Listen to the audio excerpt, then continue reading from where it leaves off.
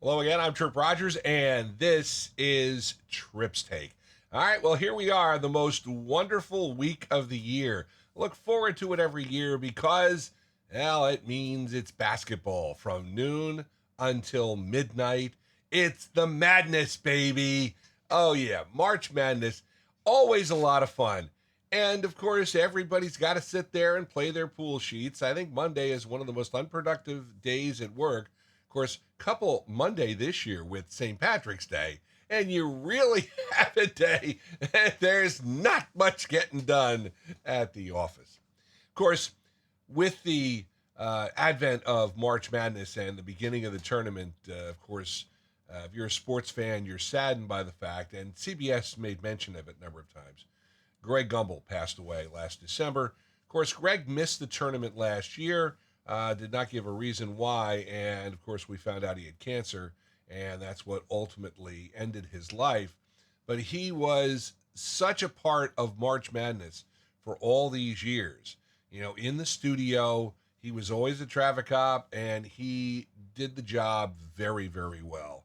And he will be missed. And CBS made note of this on Sunday, and I thought it was very, very well done and very good. All right, let's move on to this year's tournament. You know, with this new NIL and this new transfer world of college basketball, we've seen some coaches give it up. Mike is one of them, just because it's so difficult to manage. And there are some coaches who continue to thrive. John Calipari has Arkansas in the tournament. I don't know if Arkansas is going to make a great run. Rick Pitino in the tournament too. And that's a great story because he has really resurrected that St. John's program, which had struggled for so many years. And I remember the days when the Garden was rocking with Big East tournament and Big East games, and I attended many of those. And I've got to tell you, it was such a thrill to be there all those years for the Big East tournament, and always had a good time. And again, being a Seton Hall fan, that was when Seton Hall was great. PJ Clarissimo was the coach. And again, what will the story be in March Madness this year? Who is going to be Cinderella? Who's going to be the bracket buster? And who is going to win? Now, I'll be honest with you. I follow college basketball, but, I'm not a diehard college basketball fan. So, but every year, I become a college basketball fan for March Madness. And, you fill out the brackets, and sometimes you just got to have a lot of luck. Looking at this year's tournament, again, there's no real superstar team. There's no real dominant team. I suppose if there is one team that is peaking at the right time, it's got to be the Florida Gators. They won the SEC, and the SEC had a record number of teams in the tournament this year. So you've got to think that they're going to be okay, and they could be the team that cuts down the nets in San Antonio. But you never know. I mean, you got Duke, and they've got Cooper Flagg, who's pretty darn good as a basketball player. You have Auburn, who's been number one for much of the new year, 2025, but Auburn has not done great down the stretch. And again, you always look at these trends, and there are all these videos on TikTok telling you, well, these are the trends you have to follow and stuff like that.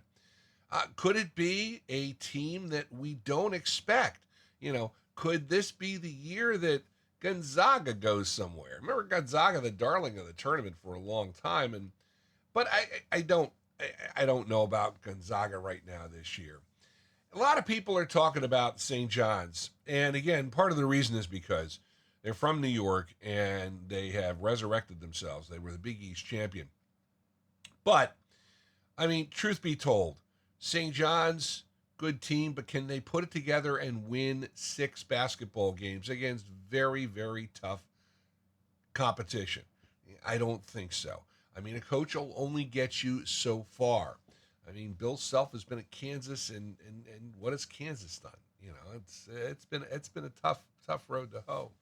It'll be interesting. It'll keep us really interested. The buzzer beaters and everything over the next couple of weeks. It's really good stuff. And the other side of it is now that we're at March Madness, you know what's coming next. beginning of baseball season, because normally the first day of the new season coincides with the national championship game. It has for years, although baseball has slowly crept into the end of March to start the season. Well, actually, the baseball season has begun. 2 games in Japan, 2 games for the Dodgers and the Cubs that count. But the problem I'm having, and I saw somebody mention this, Dan Patrick's the one who mentioned this. You can't go from spring training to, oh, these games count, and then back to spring training. And that's what baseball's doing in order to put these games on and the stage them in Japan. Now, you also shouldn't really move opening day to Japan. I mean, it's not a bad thing. I get it. They're trying to expand the brand, but it is somewhat of a, I don't know, it dilutes the product. I understand baseball's trying to expand, but I don't know. If you can do it within the confines of the season, I understand it. And, that's what they do with the games they play over in England. I mean, there's a couple games, but they go over there, they do it, and you're able to work that in the schedule, the normal schedule. But when you're taking, and I know the NFL's doing it because, the game down in Brazil is going to be the first week of the season. They're going to try and put a game in Australia. So I think that's going to be probably a first game of the season type of thing. I don't know. I don't know if all these gimmicks are worth it. But again, to expand the brand, you got to do what you've got to do, and there is nothing wrong with that.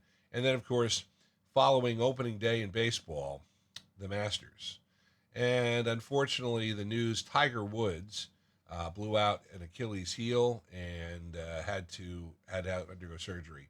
So it does not look like we're going to see Tiger Woods this year. And unfortunately, the injuries keep piling up for Tiger. And while it was great to see him in the TGL this year, you kind of wonder if we've seen the last of Tiger Woods per se. And Tiger Woods has become a mere mortal golfer. Yes, he is one of the greats of all time. I'm not going to deny that. It was such a thrill to watch him. It was such a thrill to see what he could do. But unfortunately, Tiger, in this case, Tiger beat himself. Tiger did not act appropriately. Tiger got burned while when he came back and won the Masters in 2019 after all the issues he had, that was great. It was a great thing for golf. You kind of, every time Tiger tees it up, you want to see it one more time, but I think realistically, we've seen the last of Tiger Woods really playing well. A couple of commentators have said the next time we see Tiger Woods really tee it up, probably be in a seniors event or a champions event, as they call it, maybe even the U.S. Senior Open. And Tiger could, do well and maybe even win that. But it's just, we're holding on to memories. And there's good things about that. There's bad things about that. Just hope Tiger Woods can get healthy, because of the fact that he just seems every time you turn around, he's got some sort of malady. And, of course, maybe now he can sit back and maybe enjoy his son and see how his son does as Charlie gets to the age. He's not just the chicken finger guy. Of course, if you watch TGL, you'll know what I'm talking about. It showed up on TikTok, too. A lot of fun stuff. That's going to do it for Tripp's Take for March 20th, 2025. Love to hear your comments and questions about my podcast. Please feel free to email me, trippstake@gmail.com.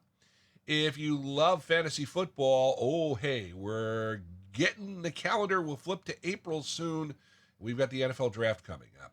Well, the Hall of Famer Mike Sheck and I will be back with another edition of the Fantasy Sultans podcast, which you can find on Spotify for creators and on YouTube. Just click on, or just search for the Fantasy Sultans. If you like the music of the 60s, 70s, and 80s, give a listen to WTRSradio.com. You can find that online anytime at live365.com.